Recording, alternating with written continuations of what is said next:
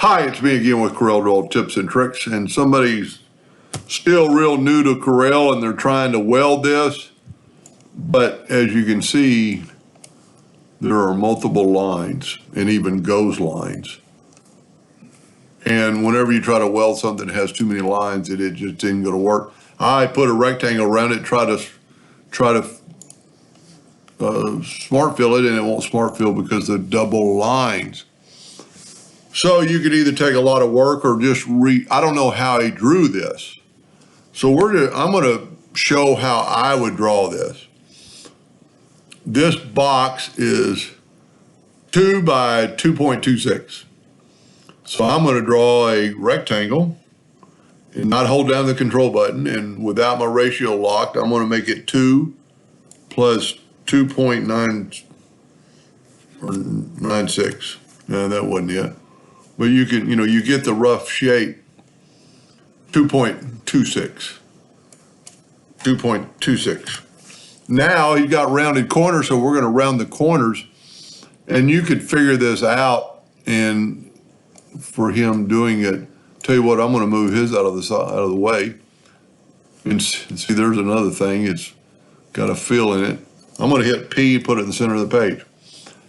I'm actually going to move this one closer so we can kind of judge the rounded corners. First of all, I'm going to change this to a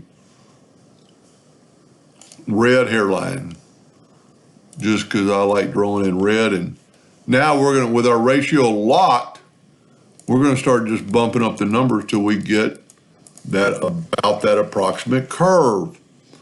And because we're in the center, we're good. I don't know that this is in the center. And we can kind of prove that it might not be in the center by measuring. Well, one, there's lines that kind of go off as cued. And I'm not, not blaming him or faulting him, but it doesn't look like it's in the center. So by drawing in the center of the page, we're going to be able to fix that. So that is 0.76 by 1967. So 1967.76. I'm going to draw a rectangle. 0.76.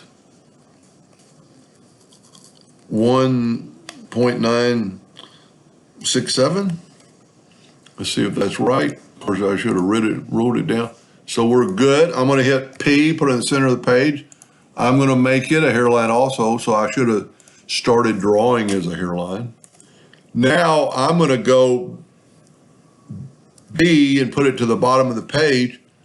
And you can do it mathematically. This box is 1.967. You could change your nudge factor to 1.967. We know we're in the center, so we're going to move that down. Before you do anything else, we need to round these two corners. We only want to round these two corners, so we're going to unlock our ratio. And these corners were 0.12, so we're going to make this 0.12. So hit that corner and hit this corner. It's only going to do those two corners. Then just take your virtual segment delete key and delete that line. Now you could weld it. And it's done. Now I always prefer Smart Fill just because I got so used to grabbing that Smart Fill tool. Smart Fill makes a new shape. You still got your old shape in case you want to do anything. Now I don't understand the hole placement. Let me hit P, put this in the center of the page, bring it down.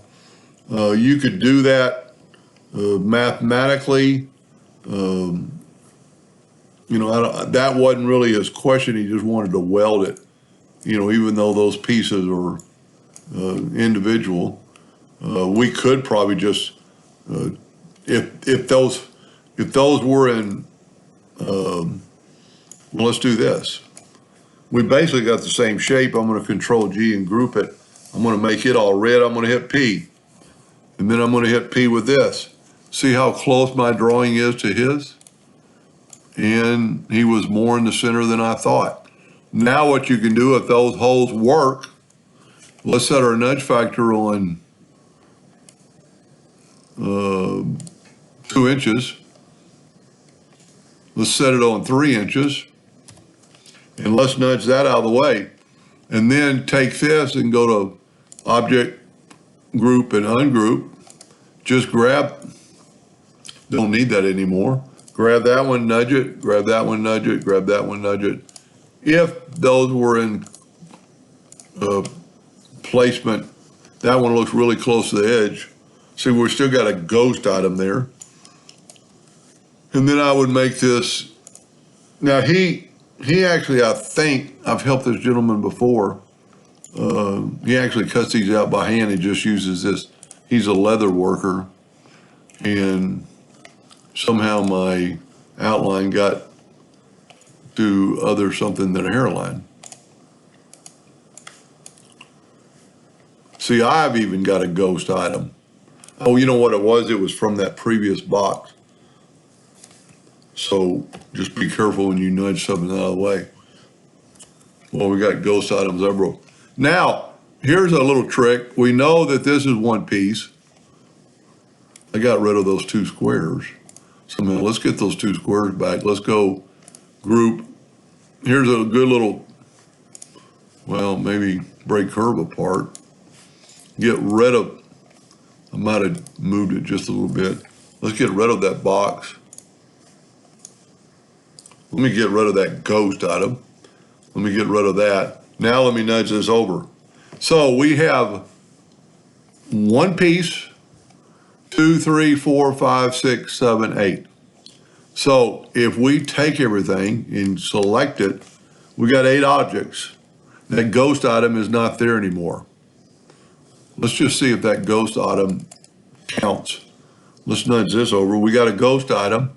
So if we select it all, you can see that the bounty box, we got 10 items. So that's a good way to make sure you've eliminated items you don't, I call them ghost. I don't know what the correct terminology is for it. It's a item that you can't really see. Let's back up here. Let me zoom out of it. This other work. If you go to view and wireframe, there's that ghost item. It's made up of a couple of lines and squares. Just get rid of it. Hitting delete. We got 7 objects now somehow. I don't know how we got 7. We need to go, well, that's all combined. So I'm going to delete that. And I shouldn't have moved that, I should have nudged it, but put it kind of back, and you can see now we have 8 objects. Go back to view and enhanced. There you go. He makes some pretty nice fly swatters out of leather. Anyway, I hope that helped him a little bit. Thank you for watching.